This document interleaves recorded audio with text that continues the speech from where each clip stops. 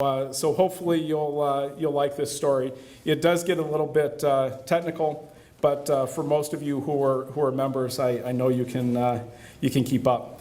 And so since I've been at Kaya, we've come out with the level 1 book and the level 2 book, and it is a team effort. There's probably 4 people in on the level 1 book, about a dozen people in on the level 2 book.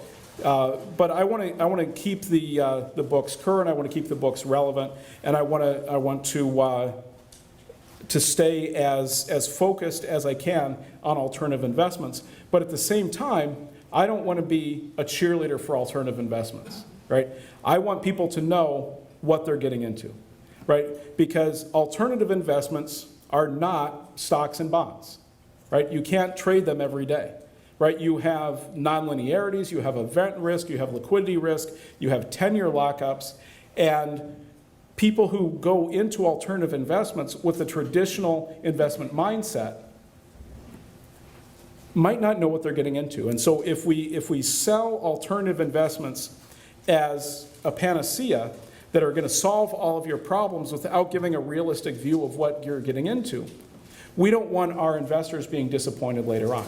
We want our investors to know what alternatives are and what alternatives aren't. And so if we start with standard finance theory, we have to go back to Markowitz. We have to go back to this mean variance framework.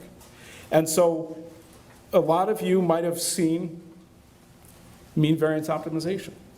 A lot of you might have built portfolios with a mean variance optimizer. And so the math of the mean variance optimizer is relatively straightforward. So what we're trying to do is we're trying to predict the return of our portfolio. We're trying to control the risk of our portfolio. And the math is pretty straightforward, right? So we know that the returns are just the weighted average of the returns on the individual assets.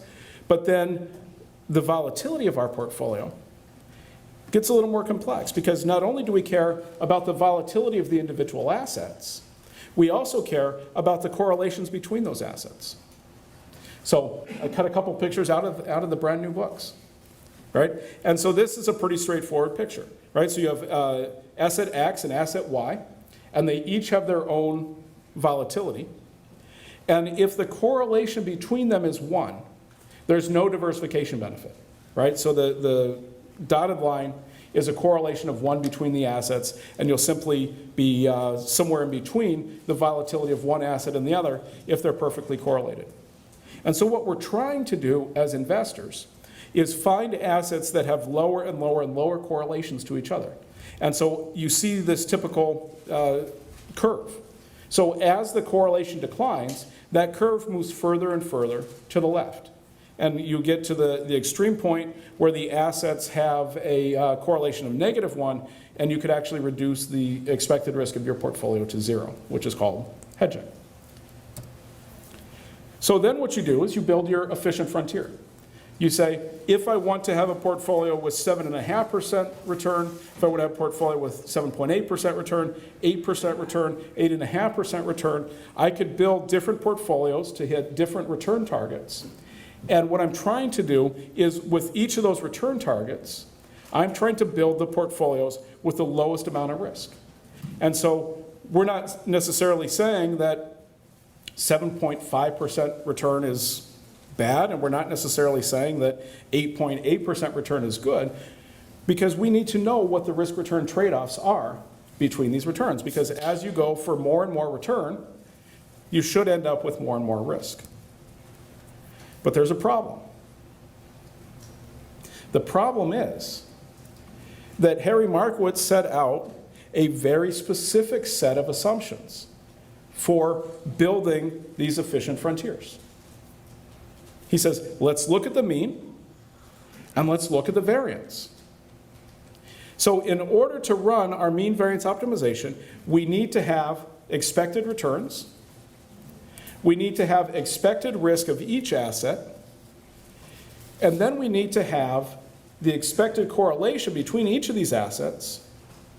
And oh, by the way, we've made the assumption of stationarity, right? The problem is we've made the assumption when we build this mean variance model, we've made the assumption that the mean doesn't change, and the variance doesn't change, and the correlation doesn't change. And if we're maximizing the mean return, subject to some limit on variance, we're defining standard deviation as the total risk of the investment. You're making an implicit assumption that standard deviation is all that matters, which implies that returns are normally distributed. So those of you who are Kaya members or Kaya candidates probably know where I'm going already, right? So here we go. Here's what correlations look like. So looking over the last 13 years or so, these are 3-year rolling correlations. So you see all of these are correlations to the Russell 3000 US equity market. So we see in orange the correlation of commodities. In the turquoise, it's MLPs. In blue, it's convert arb. And then in gold, it's fund of funds. So let's say we're sitting in, say, to pick an arbitrary year, 2008, right? And looking back 3 years for our risk models. We would think that the correlation between commodities and equities was 0. And so if we take a trailing 3-year, a trailing 5-year, a trailing 10-year correlation number, if we put that correlation number in our asset allocation model, what it says is, I believe that the correlation over my investment horizon, which could be the next 3 or 5 or 10 years, I believe that the correlation in the next 5 years is going to be the same as the correlation in the last 5 years. But then 2008 comes along. And I'm very concerned about commodities, because we've always thought that commodities had a 0 correlation to equities, maybe 0.2, right? But commodities have the risk of stocks, commodities have the return of stocks, but if the correlation is 0, they're highly diversifying and it's going to cut the risk of our portfolio. But what happens if commodities are just another risk asset? We see over the trailing 3 years, the correlation between commodities and equities is nearly 0.8. All of a sudden, that's not diversifying. So if we've assumed that the correlation between equities and MLPs is 0.3, if we've assumed that the correlation between commodities and equities is 0, we put those in our asset allocation model. If we forgot that correlations change over time, we've underestimated the risk of adding these alternative investments into our portfolio. So how do we come up with portfolio volatility? Portfolio volatility is not only a function of the volatility of the individual assets, it's also a function of the correlations between the assets.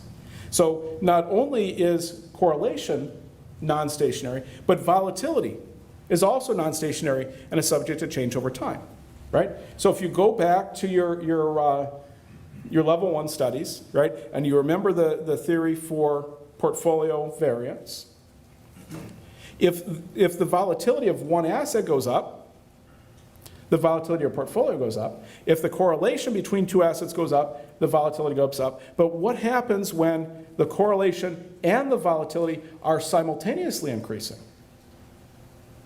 Right?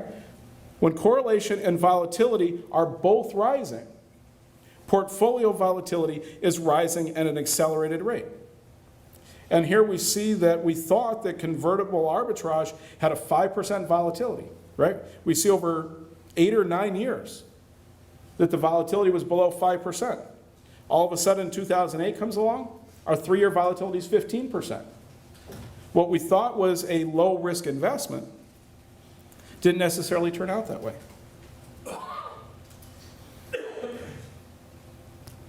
But it gets worse.